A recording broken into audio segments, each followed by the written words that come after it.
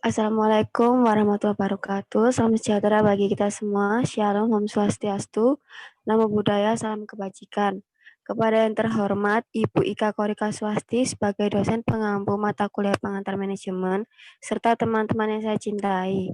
Hari ini kelompok kami yaitu kelompok 11 akan mempresentasikan hasil diskusi kami mengenai desain organisasi dan perjanjian kerja. Sebelumnya, perkenalkan dahulu anggota kelompok kami. Yang pertama ada Muhammad Rafifala dengan NPM 004, serta saya sendiri Vanessa Sabatimi dengan NPM 025. Next.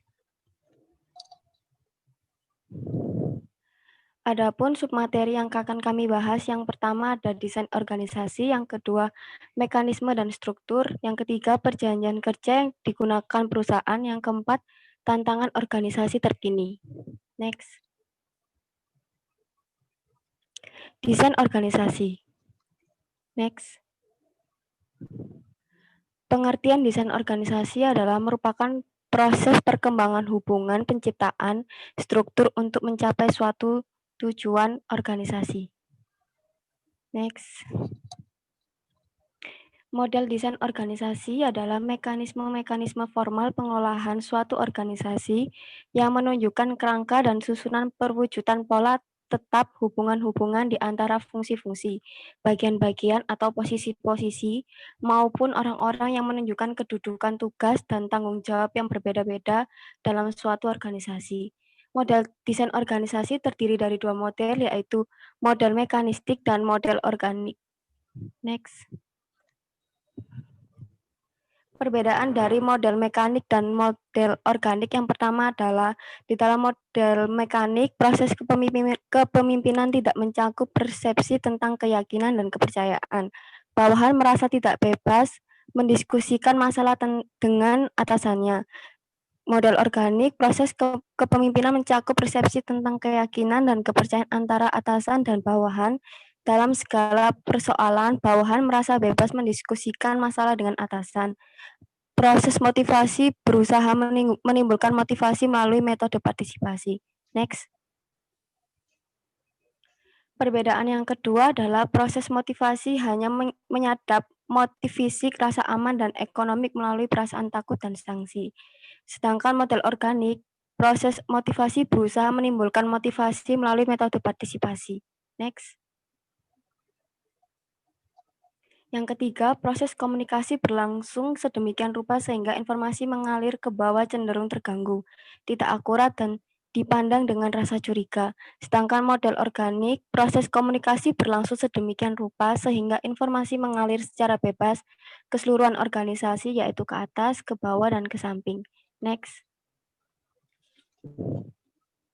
Yang terakhir, model mekanik, proses interaksi bersifat tertutup dan terbatas, sedangkan model organik, proses interaksi bersifat terbuka dan ekstensif. Adapun elemen-elemen desain organisasi yang pertama adalah spesialis kerja. Spesialis kerja adalah adanya pembagian kerja yang dibagi menjadi beberapa bagian atau sejauh mana tugas-tugas dalam organisasi dibagi-bagi ke dalam beberapa pekerjaan tersendiri. Yang kedua, departementalisasi, yaitu dasar yang dipakai untuk mengelompokkan pekerjaan secara bersama-sama berdasarkan fungsi, produk, letak geografis, proses, dan jenis customer.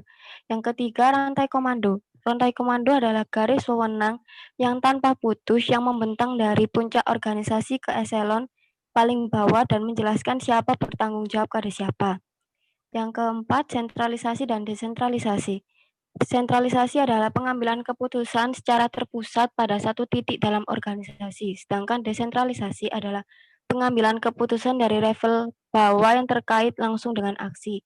Yang kelima, formalisasi, yaitu ada standarisasi pada setiap organisasi sehingga perilaku karyawan mengikuti aturan dan prosedur yang telah ditentukan. Yang terakhir, tentang kendali, yaitu jumlah bawahan yang dapat diarahkan oleh seorang manajer secara efisien dan efektif. Next.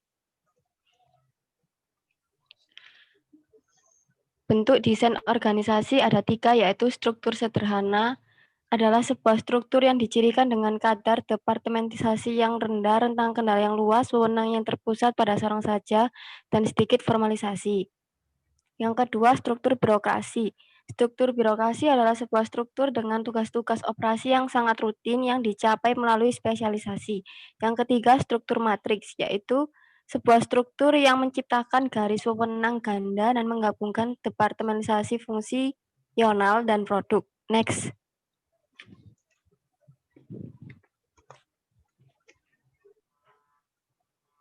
Subpokok yang kedua adalah mekanisme dan struktur organisasi. Next. Struktur organisasi adalah suatu susunan dan hubungan antara tiap bagian secara posisi yang ada pada perusahaan dalam menjalin kegiatan operasional untuk mencapai tujuan atau bagaimana pekerjaan dibagi, dikelompokkan, dan dikoordinasi secara formal. Next. Pengertian struktur organisasi menurut para ahli yang pertama, menurut Robbins dan Coulter, struktur organisasi dapat diartikan sebagai kerangka kerja formal organisasi yang dengan kerangka kerja itu tugas-tugas pekerjaan dibagi-bagi, dikelompokkan, dan dikoordinasikan. Menurut Handoko, struktur organisasi didefinisikan sebagai mekanisme-mekanisme formal dengan mana organisasi dikelola.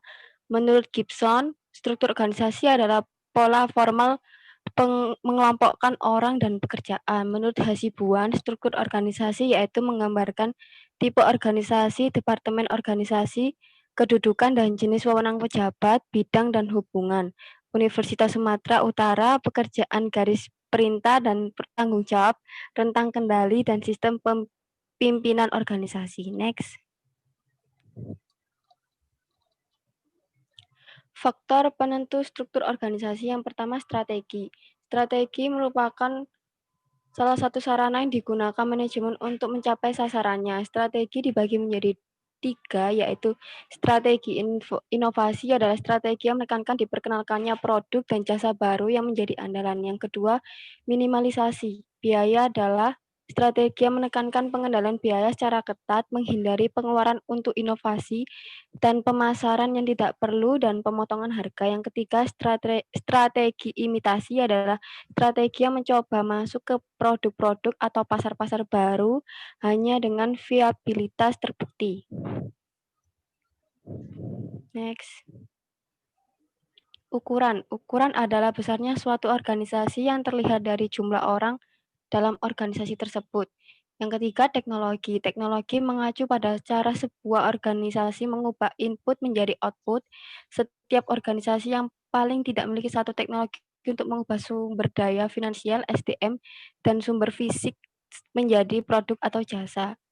Yang keempat, lingkungan. Lingkungan sebuah organisasi terbentuk dari lembaga-lembaga atau kekuatan-kekuatan di luar organisasi yang berpotensi mempengaruhi kinerja organisasi. Beberapa organisasi menghadapi lingkungan yang relatif berubah. Next.